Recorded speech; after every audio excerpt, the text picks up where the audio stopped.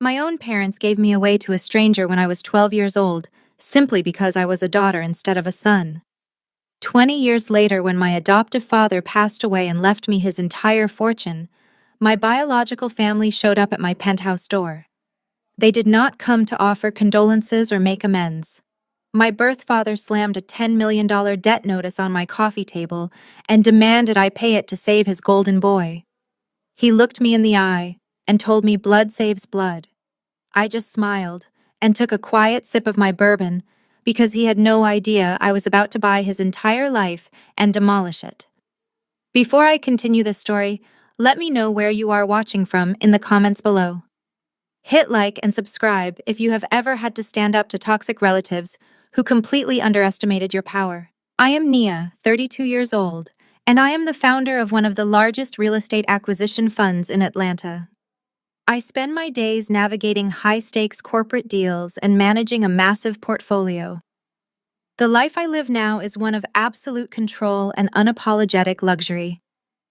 I reside in a sprawling penthouse that overlooks the entire city skyline, a testament to the decades of relentless work I poured into my career.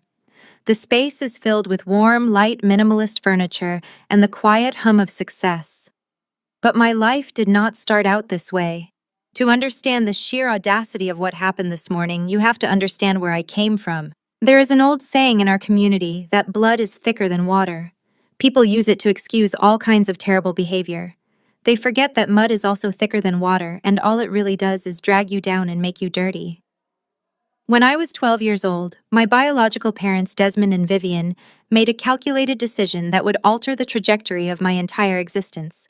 They packed my meager belongings into a single battered suitcase and drove me to the estate of an older, wealthy benefactor named Elias Sterling. They did not shed a single tear when they left me there. Their reasoning was brutally simple and undeniably cruel.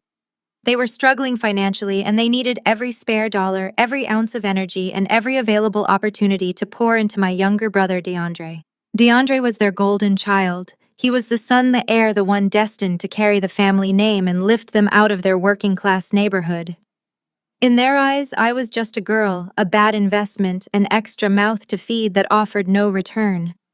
So they discarded me without a second thought.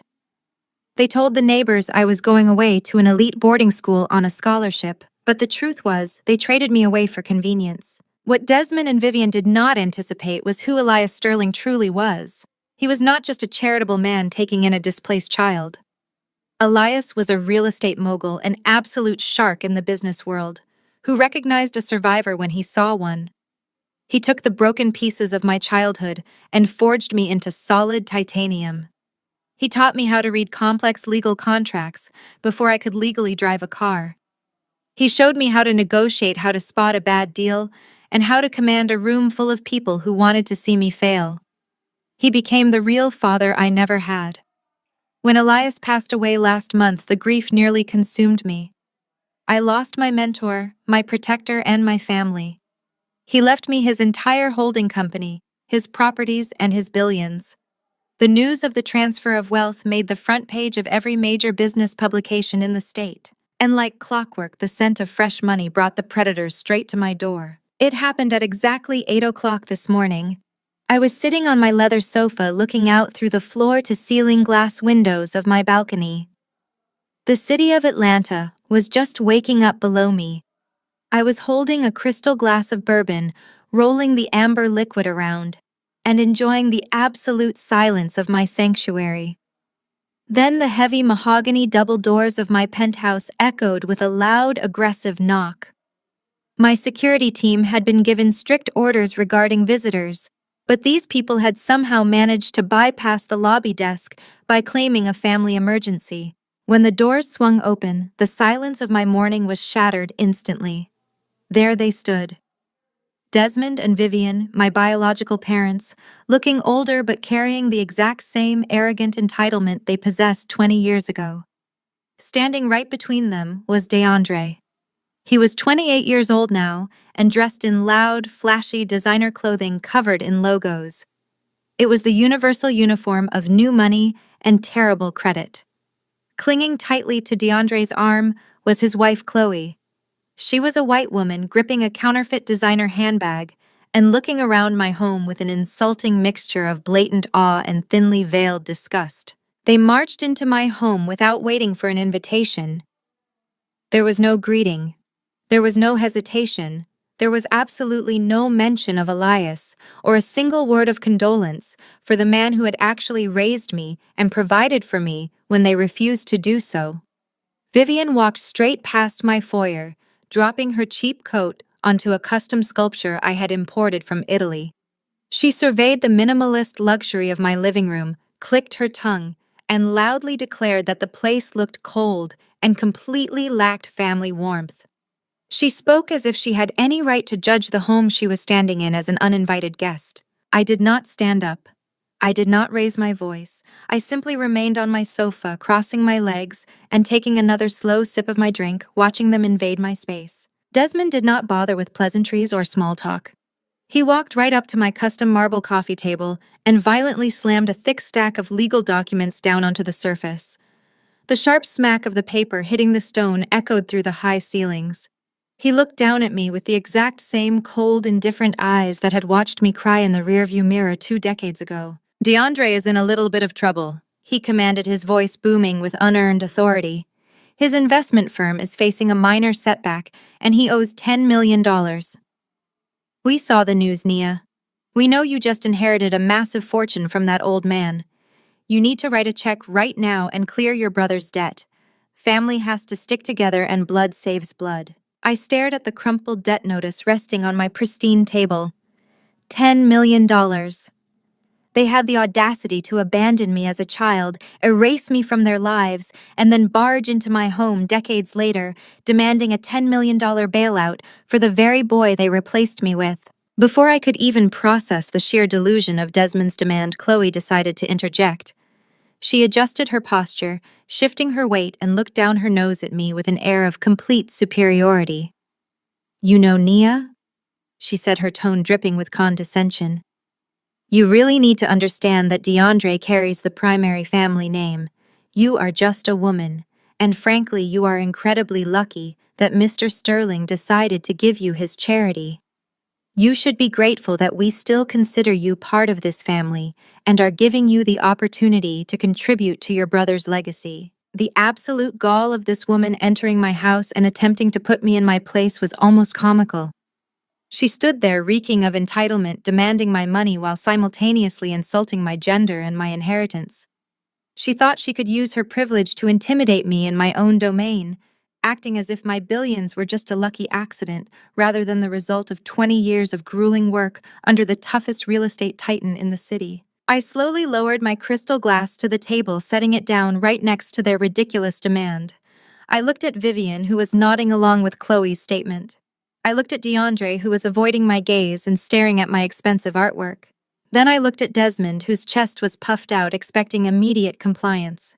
They actually believed I was the same terrified 12-year-old girl they had discarded. They truly thought they could waltz in here, use the word family as a weapon, and walk out with millions. I smiled gently, leaning back against the leather cushions. I did not yell. I did not cry. I simply looked at the 4 of them standing in my living room, completely unaware of the absolute destruction they had just invited into their lives. I picked up the pathetic debt notice Desmond had thrown on my table. I held it between my manicured fingers, feeling the cheap paper, and then I deliberately tore it right down the middle. I let the pieces flutter onto the imported marble floor. The sound of the paper tearing was the only noise in the penthouse for a solid 5 seconds.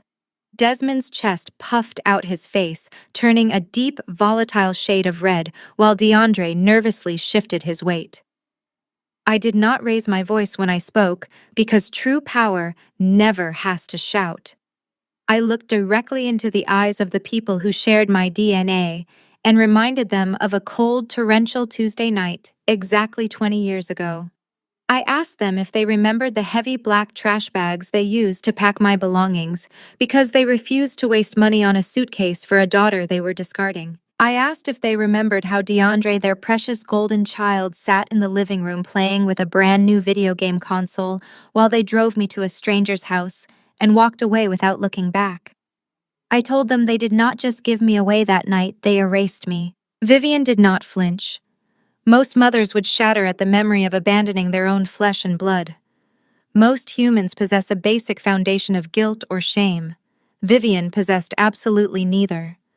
The fragile mask of a concerned, desperate mother instantly dissolved, revealing the bitter, grasping woman underneath. She let out a sharp, ugly laugh that echoed against my high ceilings. She slammed her hand down on the coffee table, rattling my crystal bourbon glass. She told me I was completely ungrateful. She pointed a manicured finger at my face and shrieked that if they had not dumped me like useless baggage, I would never have met Elias Sterling. She actually demanded that I get on my knees and thank her for the trauma of my childhood, claiming that her cruelty was the only reason I was currently sitting in a multi-million-dollar penthouse. I watched her chest heave with indignation. The sheer audacity was almost breathtaking. But Vivian was not finished. She reached into her oversized counterfeit designer tote bag and pulled out a faded manila envelope. She ripped it open and slapped a single yellowed sheet of paper onto the table right next to my drink. I did not move. I simply let my eyes scan the document. It was a medical certificate dated 2 decades ago. The header belonged to a shady, defunct psychiatric clinic in our old neighborhood. The patient name listed was mine. The diagnosis was entirely fabricated. It stated that a 12-year-old Nia suffered from severe psychological disorders, pathological lying, and manipulative sociopathic tendencies. Desmond stepped forward, trying to use his physical size to tower over me. They stood over my sofa, casting long, desperate shadows across my living room, genuinely believing their physical height gave them the upper hand. They did not realize that a king does not need to stand up to rule a kingdom.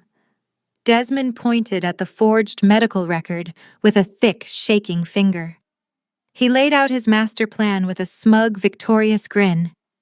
He told me that they had kept this document locked away for 20 years. He threatened to march straight down to the Fulton County Probate Court and file a massive lawsuit against me. He leaned in so close I could smell the stale coffee on his breath. He whispered his threat with absolute venom. They were going to tell a judge that I was a clinical sociopath. They would swear under oath that I had spent the last 20 years using my documented psychological manipulation tactics to prey on a vulnerable elderly Elias Sterling. They would argue that I brainwashed a lonely billionaire into leaving me an entire real estate empire, and that I was mentally unfit to control the Sterling assets. Desmond spelled out the consequences with sadistic pleasure. He knew exactly how the legal system worked. The moment a family member contested a will with allegations of elder abuse and psychological manipulation, the court would instantly freeze the entire estate. Every single bank account, every property deed, every investment portfolio, and every corporate asset would be locked down tight. He promised me that the legal battle would drag on for a grueling 10 years. The lawyers would bleed the estate dry, and my entire life's work would be paralyzed in a suffocating web of litigation. Then came the ultimatum, the demand that was supposed to break me. Desmond crossed his arms, looking down at me with the absolute certainty of a predator who thought he had cornered his prey. $10 million, he demanded, his voice echoing in the quiet room. He told me that $10 million was the exact price to make that forged medical certificate disappear forever.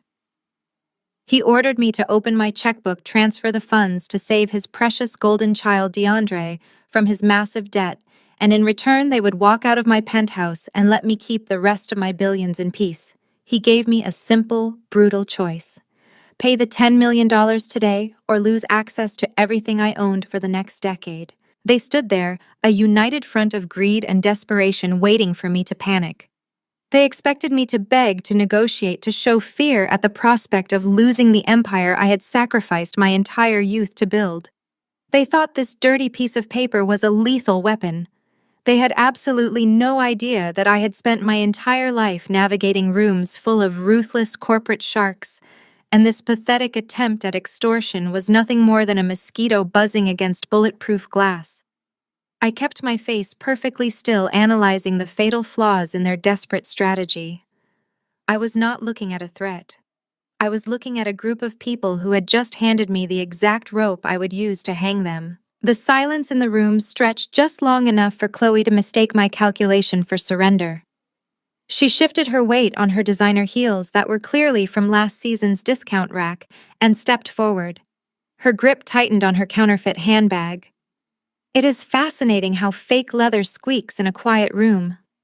She looked at me with a perfectly practiced smile. It was the kind of smile weaponized by women who use politeness to deliver poison. "You really need to look at the bigger picture here, Nia," she said. Her voice was soft, breathy, and saturated with an unbearable level of condescension. "We are actually trying to help you.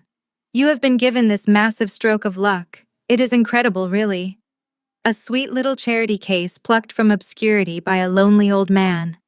But let us be honest with ourselves. You do not know the first thing about managing this level of wealth or running a legitimate enterprise." I kept my gaze locked on her face. I let her speak. I wanted her to empty every drop of venom she had stored up. "DeAndre is different." Chloe continued, her chest puffing out with borrowed pride. "He was raised for this. He went to a top-tier university. He has the network, the pedigree, and the vision to navigate the real business world. He is the true elite of this family. You should view this $10 million not as a penalty, but as an investment. You are buying a seat at the table. You should be immensely grateful that DeAndre is allowing you to contribute to his legacy." The racial and class microaggressions were so thick they practically suffocated the air in my living room. Here was a woman who married into my biological family solely for the illusion of wealth, actively telling me, a black woman who had spent 2 decades cutting her teeth in the most cutthroat commercial real estate markets on the East Coast, that I was merely a beneficiary of pity. She was implying that my billionaire mentor was just a foolish old man, and that my entire existence was a fluke. According to Chloe, I was just holding the money until a real man like DeAndre could come along and put it to good use. She tilted her head, looking at me with feigned sympathy. "Just write the check, honey. We will take the medical certificate and we will leave. We can finally be a real family again. You can go back to pretending you are a corporate titan, and DeAndre can get back to doing the actual heavy lifting in the business world." DeAndre nodded along with his wife. He actually looked proud of her speech. Desmond crossed his massive arms, waiting for me to break down in tears and reach for my pen. Vivian was practically vibrating with victory. They had cornered the wild animal. They had played their trump card. They expected me to start bargaining, to scream obscenities, to throw a tantrum fit for the emotionally unstable child described in their forged medical documents. If I fought back with anger, I would be giving them exactly what they wanted. I would be validating their narrative. I would be the angry, unstable woman they needed me to be. Instead, I let the absolute silence of the penthouse swallow her words. The air conditioning hummed softly. The ice in my bourbon glass shifted with a sharp clink. I looked at the forged medical certificate resting on my marble table. I looked at Chloe's smug face. I looked at the brother who thought he was a king while drowning in $10 million of debt. Out of the corner of my eye, I saw the polished steel doors of my private elevator slide open. Marcus, my personal head of security, stepped into the foyer. He was a mountain of a man dressed in a sharp black suit. He took one look at Desmond's aggressive posture and Chloe's pointing finger, and his hand immediately went to his earpiece. He stepped forward, ready to physically drag all 4 of them out of my home by their collars. I did not even turn my head. I simply raised a single manicured finger in the air. Marcus froze instantly. He dropped his hand, took a step back into the shadows, and remained perfectly still. He was a professional. He knew exactly what that gesture meant. It meant the prey was in the trap, and he was not to disturb the hunt. I uncrossed my legs and leaned forward, resting my forearms on my knees. I looked directly into Chloe's eyes. I let my gaze strip away all her false superiority until she nervously adjusted her grip on her fake handbag. I did not raise my voice. I did not use a single vulgar word. I spoke with the calm, chilling authority of an executioner reading a sentence. "All right," I said. My voice was smooth and perfectly even. The single word hung in the air. Desmond's posture instantly relaxed. Vivian let out a loud breath of relief. DeAndre smiled a wide, arrogant grin that showed all his teeth. Chloe looked around the room as if expecting applause for her brilliant negotiation skills. I picked up the forged medical certificate, holding it by the corner as if it were contaminated. I folded it neatly, precisely down the middle, and tucked it into the pocket of my blazer. $10 million is a substantial amount of liquid capital. I continued, matching Chloe's soft business-like tone. It requires moving funds, liquidating short-term assets, and drafting the proper transfer agreements. I cannot simply write a personal check for that amount on a Tuesday morning. Desmond stepped forward, his greed making him impatient. We do not have time for games, Nia. The creditors are breathing down his neck. I am not playing games, Desmond, I replied, keeping my eyes locked on him. I am giving you exactly what you asked for. But business is business. You want $10 million to clear DeAndre's debt. I will pay it. But you need to give me 3 days to get the money together. They looked at each other, a silent conversation passing between them. They were calculating whether I was stalling or if they had actually won. The sheer magnitude of my wealth blinded them to the obvious trap. They thought my compliance was a result of their brilliant strategy. They thought the forged medical certificate had terrified me into submission. 3 days, Desmond said, his voice gruff, but layered with satisfaction. Not a minute longer. We will be back on Friday morning. If you try to pull anything, if you call your lawyers, or try to hide the money, that certificate goes straight to the judge. You will be locked out of your own bank accounts before noon. Understood, I said simply. Friday morning. I will have everything ready. Chloe gave me one last patronizing smile. You are making the right choice, Nia. Family is everything. It is good to see you finally understanding your place. I watched them turn around and walk toward the elevator. They walked with the swagger of conquerors. They were already spending the money in their heads. DeAndre was probably planning his next disastrous investment. Chloe was mentally purchasing a real designer bag. Vivian and Desmond were plotting how to extract even more wealth from me in the future. They were so blinded by their own arrogance that they did not realize they had just given a billionaire with unlimited resources 72 hours of unchecked freedom. The elevator doors slid shut, cutting off the sound of their triumphant laughter. The penthouse descended back into total silence. Marcus stepped out from the hallway, his face completely unreadable. Do you need me to wipe the security footage of them entering the building, Miss Sterling? He asked. No, Marcus, I replied, standing up and smoothing out my blazer. Make sure the footage is backed up to 3 separate servers. We are going to need a perfect record of their faces when this week is over. I walked over to the floor-to-ceiling windows, looking out at the sprawling city. The sunlight caught the glass of the high-rise buildings in the financial district. I had told them I needed 3 days to gather the money. It was a complete lie. I could have transferred $10 million from my phone before they even finished their first sentence. But I did not need 3 days to find the money.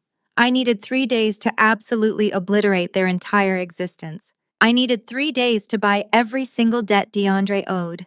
I needed 3 days to trace every single fraudulent transaction in his failing company. I needed 3 days to legally acquire the mortgage on Desmond and Vivian's house. They wanted to use a forged piece of paper from 20 years ago to threaten my empire. I was going to use the full weight of the federal banking system to crush theirs. They thought they were extorting a scared little girl. They did not know they had just handed the keys to their destruction to the woman who owned the bank. Before the polished steel doors of the private elevator could completely seal them away, DeAndre could not resist one final pathetic display of dominance. He planted his custom sneaker on the marble threshold, holding the heavy door open just long enough to ensure he had the absolute last word. His chest was puffed out with the artificial confidence of a man who believed he had just successfully intimidated a titan in her own fortress.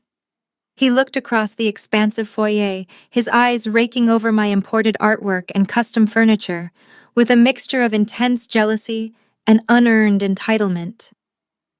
You know, Nia, he called out, his voice echoing off the high acoustic walls of my living room. It is actually hilarious. You get to live up here in this glass castle and play the role of a billionaire, but at the end of the day, you are still exactly what you were 20 years ago. You are just the leftover we did not want to keep, the spare part. The stray dog Desmond and Vivian threw away because you were a bad bet. Do not ever forget your actual place in this family when you sign that check on Friday. You are just paying rent for the privilege of carrying our blood. He pulled his foot back and let the heavy doors glide shut with a solid metallic click. The mechanical hum of the elevator descending was the only sound left in the penthouse. I stood up slowly from the leather sofa. My movements were deliberate and completely devoid of the panic they had so desperately hoped to inspire. The morning sun was fully cresting over the Atlanta skyline, now bathing the city in a sharp, unforgiving light that exposed every crack and crevice of the concrete grid below.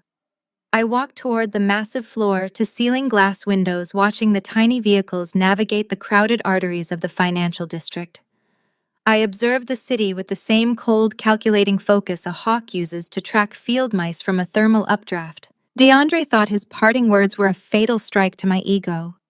He genuinely believed that reminding me of my childhood abandonment would somehow cripple my resolve and send me spiraling into a pit of emotional despair. He was spectacularly wrong. His insult did not wound me. It completely liberated me. It severed the very last microscopic thread of biological obligation that polite society insists we must feel toward the people who happen to contribute to our genetics. They had walked into my sanctuary carrying a forged 20-year-old psychiatric evaluation from a defunct back alley clinic, thinking it was the ultimate trump card. They truly believed that threatening to freeze my assets with a bogus probate lawsuit would force me to surrender $10 million to cover up DeAndre's catastrophic business failures. My 3-day extension was never about gathering the liquid capital. I could have authorized a wire transfer for $10 million from my encrypted smartphone before they even finished demanding it. The delay was a tactical maneuver. It was a carefully deployed smokescreen, designed to send them home feeling victorious and completely oblivious to the massacre that was about to unfold. I reached into the pocket of my tailored blazer and pulled out their pathetic piece of blackmail. I smoothed the crinkled yellowed paper against the cool glass of the window. A 12-year-old girl suffering from severe psychological disorders and pathological lying. I let a genuine razor-sharp smile touch the corners of my mouth. They thought this piece of paper was a loaded gun pointed directly at my head. They failed to realize it was actually a signed confession of their own parental malpractice and a desperate admission of their current financial terror. I turned away from the panoramic view of the city and walked straight to my expansive mahogany desk. I bypassed my personal cell phone and picked up the secure encrypted landline that connected directly to the war room of my firm. I did not need to consult a directory or wait for an assistant. I dialed a specific internal extension and waited exactly 2 rings before a sharp alert voice answered. It was Jonathan, my lead corporate attorney, and the ruthless head of my forensic audit strike team. He is a man who thrives on tearing apart offshore shell companies, piercing corporate veils, and finding the buried financial skeletons of arrogant men. He does not ask emotional questions. He simply executes commands with lethal administrative precision. "Jonathan," I said, my voice dropping into the low authoritative register that commanded boardrooms and terrified rival executives. "I need you to completely freeze my entire schedule for the next 72 hours. Cancel the zoning committee meeting with the mayor. Push the commercial high-rise acquisition in Buckhead to next Tuesday. Rebook my flight to New York. I am initiating a hostile financial lockdown immediately." There was a brief rustle of paper on the other end of the line, before Jonathan replied with absolute professional calm, confirming the immediate cancellations. He knew my tone, and he knew that a hostile lockdown meant we were pivoting from standard acquisitions to absolute financial warfare. "I have a new target." I continued pacing slowly behind my desk and tracing the grain of the wood with my fingertips. "His name is DeAndre. He runs a mid-level boutique investment firm that operates out of a leased office space in Midtown.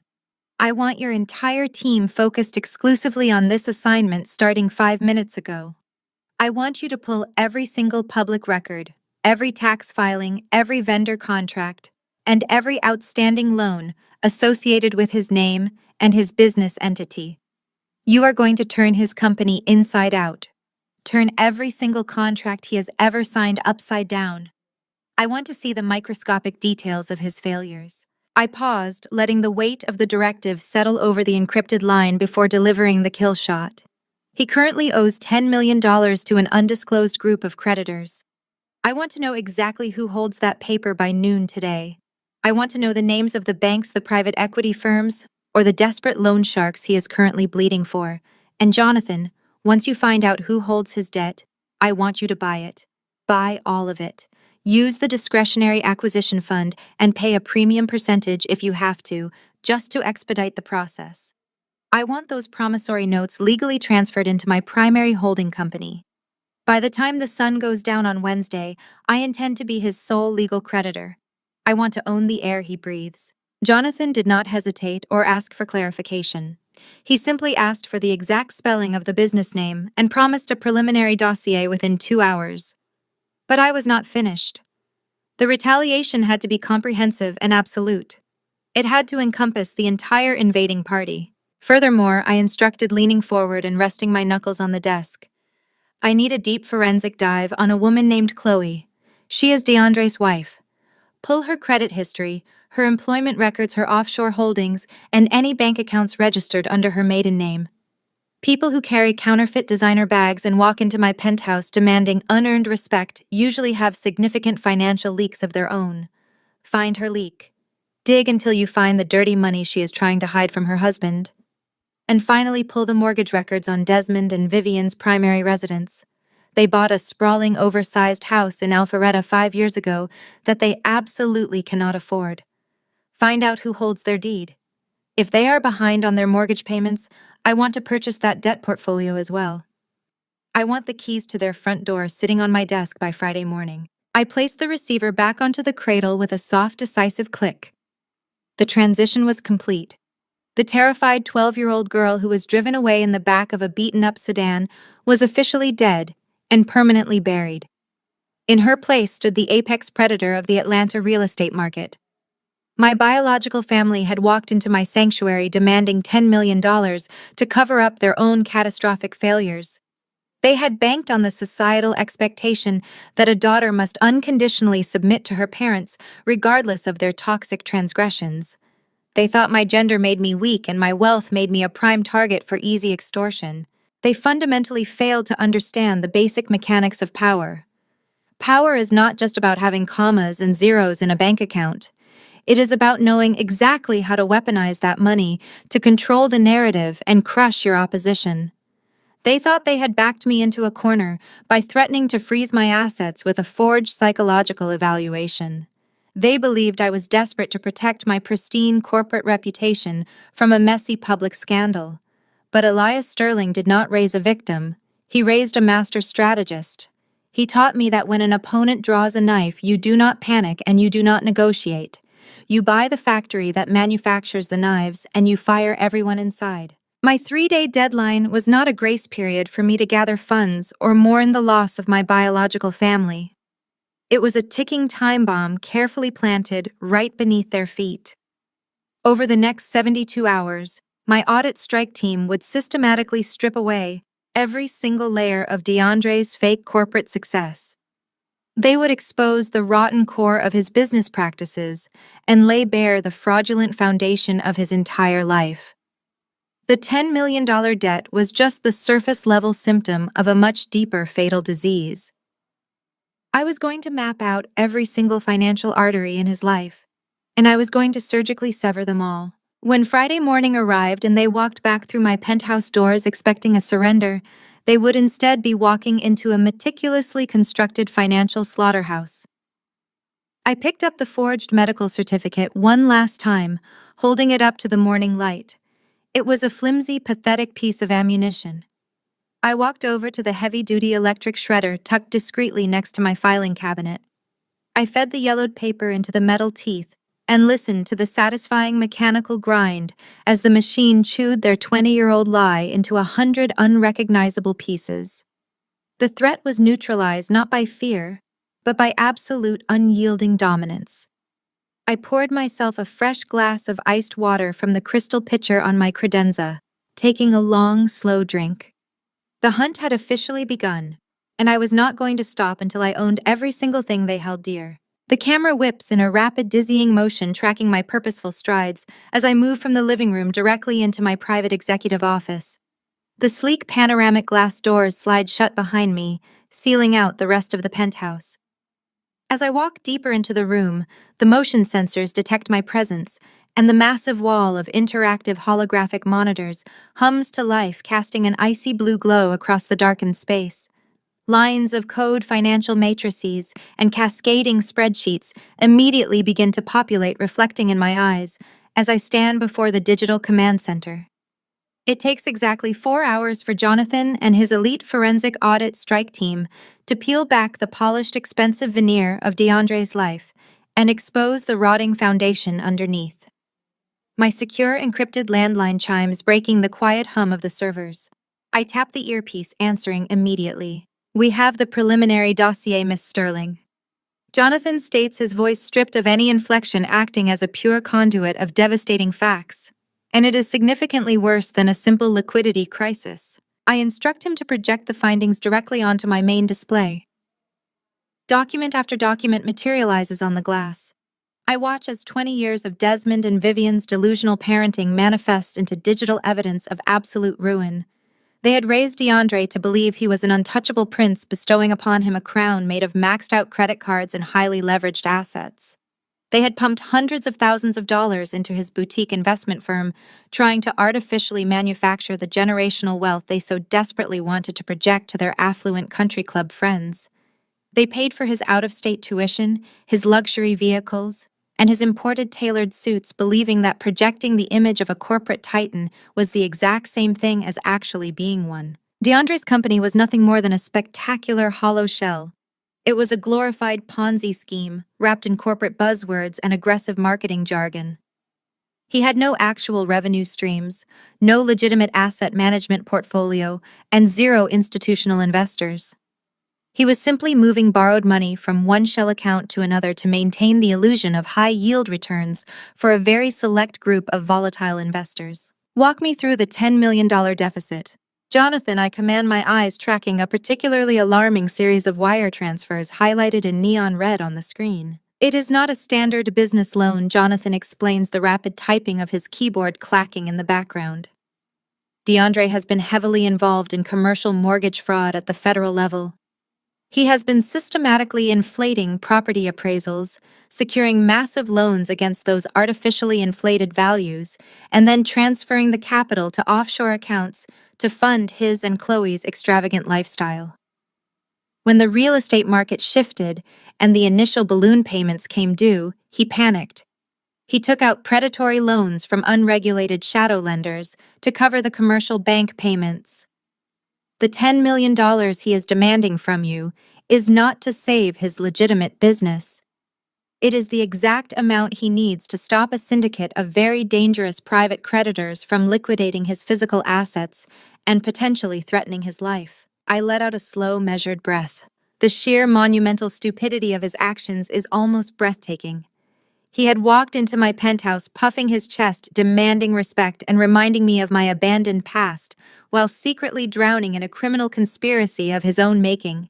Chloe had stood in my living room wearing her discount designer shoes and mocking my intelligence, completely oblivious to the fact that her husband had financed her entire privileged existence through federal wire fraud. There is a secondary complication, Jonathan adds, and I can hear the rare trace of grim satisfaction in his usually robotic tone.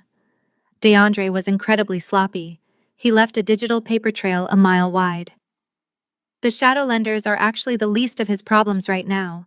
Our system flagged a series of sealed subpoenas originating from the Department of Justice. The FBI White-Collar Crime Division has a shadow docket open on his firm. They have been quietly monitoring his wire transfers and dummy corporations for the past 8 months.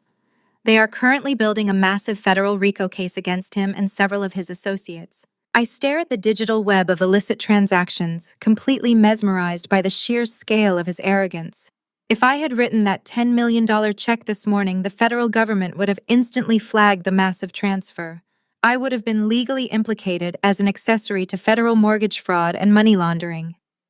Desmond had threatened to accuse me of manipulating a billionaire, but his precious golden child was literally stealing millions from federal banking institutions. Their brilliant extortion plan would have dragged me directly into a federal indictment. What about my parents? I ask, intentionally using the word with absolute clinical detachment. How deep is Desmond's financial grave? Another file populates on my screen, overlaying the FBI shadow docket. It is the deed to their sprawling mansion in Alpharetta. The property they always featured so prominently in their holiday newsletters, the ultimate symbol of their supposed upper-class supremacy and undeniable proof that they had succeeded without me. It is a complete house of cards, Jonathan confirms. Desmond co-signed multiple initial business loans for DeAndre using the Alpharetta property as primary collateral. When DeAndre's scheme started hemorrhaging cash, Desmond took out a second mortgage to keep the business afloat and hide the losses from Vivian. 6 months later, Vivian took out a third highly leveraged equity line of credit to maintain their country club lifestyle and cover Chloe's extravagant wedding demands. The property is currently mortgaged 3 times over its actual market appraisal value. I pull up the payment history, watching the columns of numbers turn from a stable black to a glaring terminal red. They are 90 days delinquent on all 3 mortgages, Jonathan states coldly. The primary lending institution has already drafted the notice of default. The foreclosure process will officially initiate by next Monday morning. They do not own that house, Miss Sterling. The bank owns it, and the bank is currently preparing to physically evict them. I reach out and touch the cold glass of the monitor, resting my fingertips directly over the bright red foreclosure notice. A profound, heavy silence settles over my office. It is not a silence of pity or sorrow. It is the absolute silence of ultimate vindication. 20 years ago, they threw me away like defective garbage because they claimed I was a liability. They packed my belongings in black trash bags because I was not worth the price of a suitcase. They devoted every single ounce of their energy, every dollar to their name, and every drop of their affection to a son they believed was destined to elevate their family name. They built an entire religion around DeAndre's supposed superiority. And now here they were, standing completely blindfolded on the precipice of total annihilation. DeAndre was looking at a decade in a federal penitentiary for grand larceny and wire fraud. Desmond and Vivian were days away from having their luxury possessions tossed onto the front lawn of their foreclosed mansion by county sheriffs. And Chloe, the woman who had dared to lecture me about the elite class and my place in society, was about to find out that her entire marriage was financed by stolen money and phantom assets. They were not victims of circumstance or bad luck. They were the sole architects of their own destruction. They had come to me not as family seeking salvation, but as cornered, desperate rats trying to bite the only person who had the power to save them. They wanted to use a forged psychiatric evaluation from a defunct clinic to extort me while they were committing actual federal crimes. Jonathan, I say, my voice perfectly steady, echoing with the chilling authority of a woman who is about to execute a flawless checkmate. I do not want to save them. I want to own the execution. Awaiting your orders, Miss Sterling, he replies instantly, the clicking of his keyboard pausing. Contact the primary lending institution holding the mortgages on the Alpharetta property. I want you to buy all 3 notes. Pay whatever premium is necessary to expedite the transfer of the debt to my private holding company. Do not negotiate the price, just acquire the paper. By Thursday afternoon, I want to be the sole legal entity holding the deed to Desmond and Vivian's house. Consider it done. And DeAndre, do not touch his federal problems. Let the FBI continue their investigation completely undisturbed. We will not interfere with a pending federal indictment. However, I want you to locate the private shadow creditors holding his immediate $10 million debt. Buy that paper. Buy every single outstanding promissory note he has signed in the last 36 months. I want him legally bound to me. I want his financial survival entirely dependent on my signature. You are purchasing highly toxic debt, Miss Sterling. The return on investment is effectively zero. The return on investment is not financial, Jonathan. It is theatrical. I am not buying their debt to collect interest or salvage their credit. I am buying the exact rope they are going to use to hang themselves. Procure the documents. Draft the transfer agreements. Have the physical paperwork sitting on my desk by 8 o'clock Friday morning. Understood perfectly. I terminate the connection and step back from the glowing monitors. The sprawling digital spiderweb of their lies and crimes illuminates the darkened office, casting long shadows against the walls. They had asked for 3 days. I had given them 3 days to dream about my money, to plan their fake rescue, to celebrate their supposed dominance over the discarded daughter. They had absolutely no idea that while they were sleeping soundly in their beds, I was quietly buying the ground beneath their feet. I pour myself a fresh glass of iced water from the crystal pitcher on my desk, taking a long, slow drink as I look out over the city. On Friday, they would walk back into my penthouse expecting a certified check for $10 million. They would expect to walk out as victorious conquerors, having successfully put me back in my place. Instead, I was going to hand them the foreclosure notice to their home, the legal documentation of their insurmountable debt, and the absolute undeniable proof that the daughter they threw away now owned their entire miserable world. The hunters had effectively become the hunted, and they had willingly walked directly into the cage. The icy blue glow of the holographic monitor reflected in my eyes as a sudden frantic cascade of red data streamed across the glass surface. I was about to step away from the terminal when the encrypted line chimed again. Jonathan was not finished. The rapid rhythmic clacking of his mechanical keyboard echoed through the speaker, indicating that his forensic audit team had just struck a fresh, entirely unexpected nerve. I leaned back over the mahogany desk, bracing my hands against the polished edge, and watched the numbers rearrange themselves into a highly obfuscated financial web. "We have a massive secondary anomaly, Miss Sterling," Jonathan announced, his voice dropping an octave tighter and more urgent than before. "And it does not belong to DeAndre." I kept my eyes locked on the screen, watching a complex network of wire transfers materialize. "Walk me through it, Jonathan," I commanded. "DeAndre is a fool, but he is a predictable fool," Jonathan explained, his fingers flying across his keyboard as he sent real-time data packets directly to my display. "His mortgage fraud scheme is sloppy and arrogant. He has been funneling the stolen federal loan money directly into his own personal holding accounts to fund his luxury cars and his country club dues. But there is another entirely separate bleed on his corporate accounts. A highly sophisticated parasitic siphon that has been systematically draining his remaining capital for the past 14 months. My eyes tracked the glowing digits as they crawled across the glass display. I watched the flow of capital leave DeAndre's primary business account, bounce through a domestic limited liability company in Delaware, and then vanish into an international wire transfer. "Someone is bleeding him dry," I observed, tracking the pattern. "And they are doing it with a level of precision DeAndre is completely incapable of executing." "Exactly," Jonathan confirmed. "This is not DeAndre's work. This bypasses his authorization entirely. Someone set up a series of recurring ghost invoices for phantom consulting fees. Every time DeAndre secures a new fraudulent mortgage loan, exactly 20% of the liquid cash is instantly diverted to this Delaware shell company. From Delaware, it is immediately wired to a numbered offshore account in the Cayman Islands." I leaned closer to the monitor. The sheer audacity of the embezzlement was staggering. "Who owns the Delaware shell company, Jonathan?" "That is where it gets incredibly fascinating, Miss Sterling. The registered agent for the Delaware entity is a man named Bradley Jenkins. He is a mid-level accountant residing in suburban Ohio. He has no history of corporate consulting, no real estate license, and zero connection to the Atlanta commercial market. But a quick cross-reference of vital records reveals his true value to this operation. Bradley Jenkins is the biological brother of Chloe Jenkins, your sister-in-law." I slowly tilted my head up away from the glowing screen.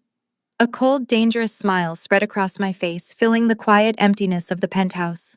The pieces of the puzzle slammed together with breathtaking clarity. Chloe, the perfect, pristine white sister-in-law who had stood in my living room less than an hour ago, delivering a condescending lecture about DeAndre's inherent superiority. The woman who had proudly proclaimed that her husband was the true elite of the family while branding me a lucky charity case.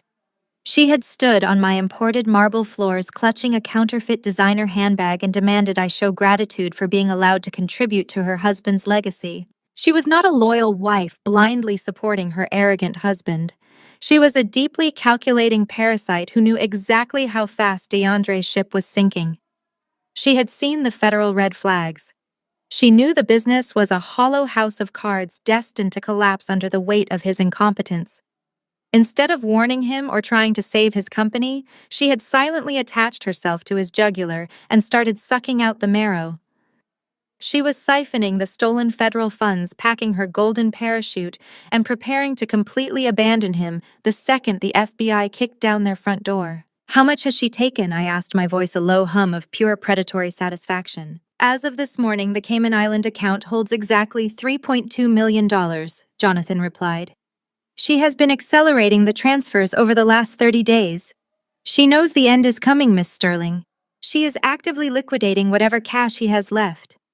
If you had written that $10 million check today, she would have immediately diverted at least $2 million of it straight to her offshore haven before DeAndre even had the chance to pay off his shadow creditors." I let out a soft, chilling laugh that vibrated with absolute triumph. The supreme hypocrisy of her existence was almost beautiful in its ugliness. Chloe had weaponized her race and her perceived class status to patronize me. She utilized her soft, breathy tone and her practiced polite smile to disguise her blatant thievery. She believed her inherent privilege made her invisible to suspicion. She thought she could march into the home of a black female billionaire, hurl thinly veiled racial microaggressions about my lack of pedigree, and then walk out with her pockets lined with stolen money. She genuinely believed she was the smartest person in the room. She thought she was playing all of us. She was playing DeAndre, playing Desmond and Vivian, and attempting to play me. She wore cheap fake leather shoes and carried a counterfeit bag, not because she was struggling, but because she was hoarding millions of dollars in untraceable cash. She was performing the role of the devoted, supportive wife while secretly digging her husband's financial grave. "Jonathan," I said, my tone sharpening into a lethal blade, "I want absolute, indisputable documentation of every single transaction she has made. I want the wire transfer receipts, the fake consulting invoices, and the Cayman Island account numbers. I want Bradley Jenkins' tax records proving he is acting as a willing accomplice to federal money laundering. I want it all compiled into a single, heavily bound dossier. You will have it on your desk by tomorrow morning," Miss Sterling, Jonathan assured me, the rapid clicking of his keyboard verifying his promise. "Do you want me to forward this information to the FBI field office investigating DeAndre? Let the federal agents handle her embezzlement as part of the larger RICO case." I shook my head even though he could not see me. "No, Jonathan. The federal government will get their turn, but I am not handing over my leverage just yet. Chloe thinks she is an untouchable mastermind. She thinks she can hide behind her curated image of innocence and superiority. I want the profound pleasure of ripping that mask off her face myself." I walked away from the glowing monitors and poured myself another glass of iced water, letting the profound reality of my impending victory wash over me. The entire dynamic of the upcoming Friday meeting had just radically shifted. Desmond, Vivian, and DeAndre were coming back to my penthouse under the delusion that they were a united front. They believed their shared greed bound them together into an unstoppable force against me. They thought they were a loyal family, extracting resources from the outcast. But there is no loyalty among thieves, and there is certainly no loyalty among cowards. When they walked back through my private elevator doors, I was not just going to hand them their financial death warrants. I was going to detonate a psychological nuclear bomb right in the middle of their fragile alliance. DeAndre was a volatile, arrogant man whose entire fragile ego was built on the illusion of control. He believed he was the undisputed king of his household. He believed Chloe adored him and worshipped his business acumen. I pictured the exact moment I would slide that dossier across the marble table. I pictured DeAndre's face when he realized his perfect obedient wife was the very reason his company was hemorrhaging cash. I pictured Desmond and Vivian discovering that their precious white daughter-in-law, whom they constantly praised and elevated above me, had been actively robbing their golden child blind. The sheer catastrophic betrayal would shatter them from the inside out. They would turn on each other like starving wolves in a cage. I would not even have to raise my voice to destroy them. I would simply present the undeniable truth and watch them tear each other to absolute shreds. Chloe had commanded me to look at the bigger picture. She had ordered me to understand my place and be grateful for the opportunity to save her husband. She had no idea how perfectly I had mapped out that bigger picture. She was about to learn that when you step into the arena with a true apex predator, you do not get to dictate the terms of your own survival.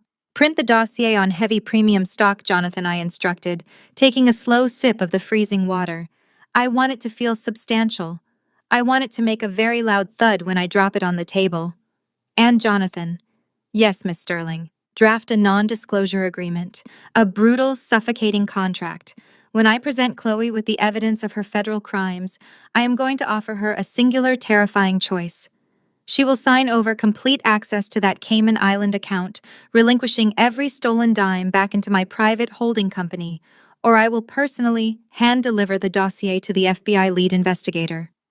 I want her completely stripped of her stolen wealth and entirely trapped in the resulting fallout of her husband's impending federal indictment. She wanted to play the corporate game.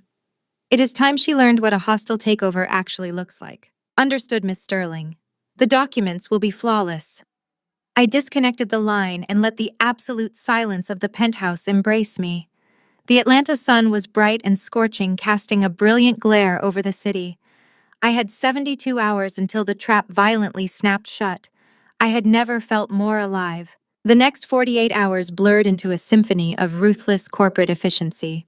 Wednesday morning broke over the Atlanta skyline, not with the gentle warmth of a sunrise, but with the harsh, blinding glare of a conqueror's dawn. The perspective of the room shifted rapidly, the visual focus circling my expansive mahogany desk in a swift, dizzying orbit. I stood at the center of this dynamic swirl of activity, a solid, unmoving pillar of absolute authority. Spread across the dark, polished grain of the wood were hundreds of pages of dense legal text. Jonathan had outdone himself. He had arrived precisely at 6 in the morning, flanked by two senior paralegals carrying heavy locked briefcases that contained the complete financial anatomy of my biological family. I picked up my customized titanium fountain pen. The cool, heavy metal felt perfectly balanced between my fingers. I did not hesitate. My hand moved across the signature lines with fluid, aggressive speed. The scratch of the gold nib against the heavy premium paper was the only sound in the penthouse, a sharp, rhythmic ticking that mirrored the ticking of a bomb. Document after document was signed, notarized, and instantly finalized. I was not just signing my name. I was executing a masterclass in counter-corporate warfare. I was binding their miserable fates to my holding company with chains forged from their own spectacular greed. The banks and lending institutions had been practically weeping with gratitude when Jonathan's team approached them. Financial institutions loathe toxic debt.